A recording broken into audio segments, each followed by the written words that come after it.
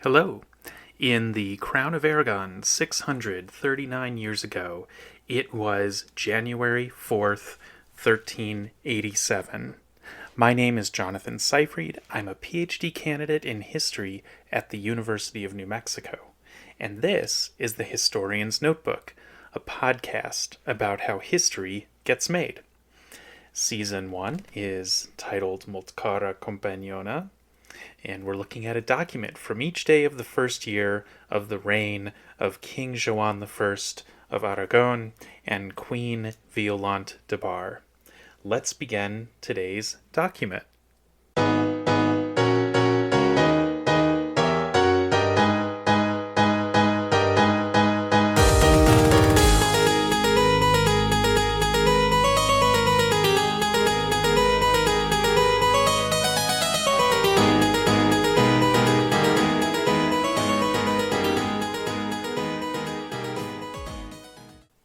There's a lot going on in today's document, both in the content of it, but also just in how it is appearing on the page and the things that we can infer about how the Chancery staff is operating, and also how letters are going back and forth between various correspondents at this time.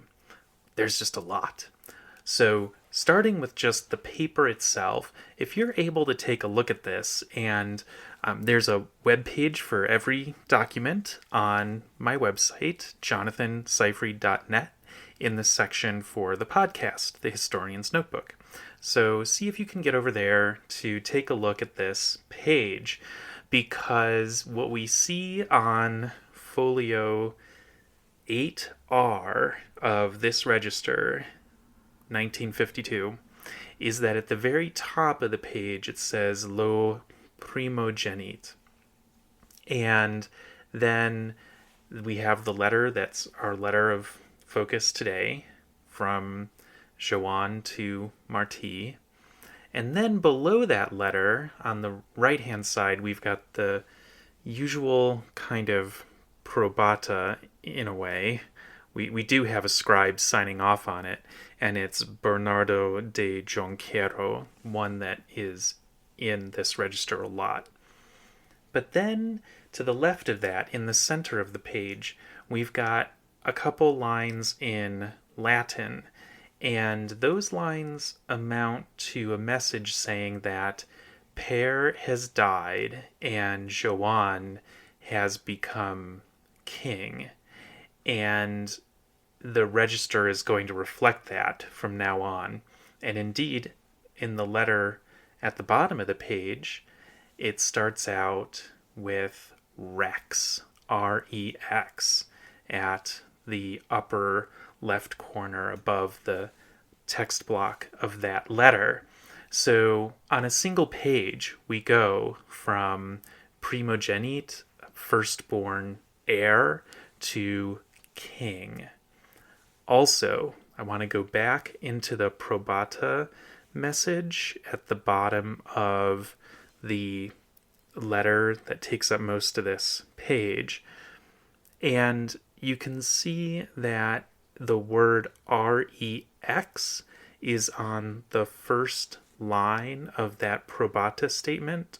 So the second line is just Bernardo de Jonquero, and Bernardo is abbreviated, so what you can see there is a B and an N, and then D, and then the straight line down is a J, which actually can also be an I. And so that's the name of the scribe, Bernardo de Jonquero. And what we have above that is an interesting statement, and I think that the first word is something like a D-O. It's an abbreviation for Dominus or Dominum, and that would be Lord. So you would see something in the earlier letters like Lord, Duke. Here we've got both. It's kind of weird. Domino, Rex, Dukes. So we have Lord, King, Duke, and then M-A, and then M. But above the M-A is a macron. And so what that is abbreviating is Mandawit. And then the M with a kind of a, well, it's not really a straight up and down mark. It's kind of looking like an accent grave there. That's for an I, and that stands for mihi. Mandawit mihi. Okay, commanded to me, or dictated to me, or gave to me. So the whole probata here, in its meaning, is saying that the Lord, King, and Duke has given this, has mandated this of me, and I'm saying, as Bernard de Jonquero, that I attest that this is exactly what has been sent out in the outgoing letter form. All right. In an earlier episode, we talked about how Joan had received a letter that had been time-stamped for the 3rd hour of the day. In this letter, at the beginning, the first couple lines refer to other correspondence that Joan has been getting information from. The letter begins, Molt car frère, vostra letra havem rebuda, meaning, my dearest brother, I have received your letter. You might notice that the pronoun and verb here is in plural. So Joan refers to himself in first person plural, havem, and he's referring to his brother in second person plural, vostra. And so that's, of course, the honorific version of the plural form there, which a lot of royalty and elites adopt for themselves. Next, we see that he has received also letters from two people. One is Vicente Ferrer, and the other is Garau de Cervello. So what we can tell already is that there's a flurry of letters going back and forth, right? And it's very difficult to take account of all that is coming in and going out, even though we have a lot in these registers. I don't think we have any outgoing letters in reply to Vincent Ferrer or in reply to Garau de Cervello, but maybe they're just in other registers. Well, that would be a different kind of project than the one that I'm undertaking in this podcast to try to track those down. So it's hard to tell where Joan is getting all the different information from, and it's also hard to tell where he is at which time, because if you flip through the pages of this register, the documents are not in chronological order. It's really common to have a primogeniture letter in the middle of Rex letters in the upcoming pages. And then also tomorrow we're going to take a look at a document that claims that Joan was in Girona when it's very clear that he was not in Girona. Why is it so clear that he was not in Girona after a certain date, after the 3rd of January? Well, it's because right here we have in this letter at the bottom, the second to the last line begins, Dada en l'hostal de la Bella Dona. That is a place. It is a little bit on the outskirts of Girona. He didn't get too far. And actually today there's a luxury resort there that you can rent out, and the claim on the website of the Bella Dona Lodge is that it's a building from the 15th century. So what I'm guessing is that there is a centuries-long building there that is sort of, it's known as a resting spot, and had been already by the 15th century at the time that the current structure was built, and that there was another structure there at the time that Joan was there.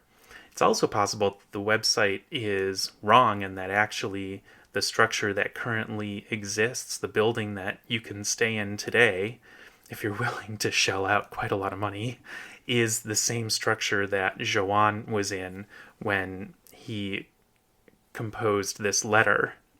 So he's outside of his usual residence in Girona. He's on his way to Barcelona.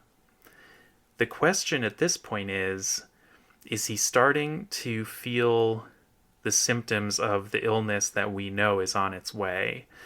And we know it's on its way because Violante leaves him and goes into Barcelona. There'd be no reason for her to do that. And also no reason for him to not go, to slow it down. There's no reason for him to slow down his journey. All of his motivation is to get to Barcelona as fast as possible, to claim the throne at the moment of his father's death. And he doesn't. Violante goes ahead and he stays behind, and historians have found that there's mention of him getting very seriously ill in these days. And so we're trying to track that and find mention of it, but I haven't seen any mention of it yet. And I've done a little looking ahead at the documents coming up, and there's no mention of it. It's all just silenced.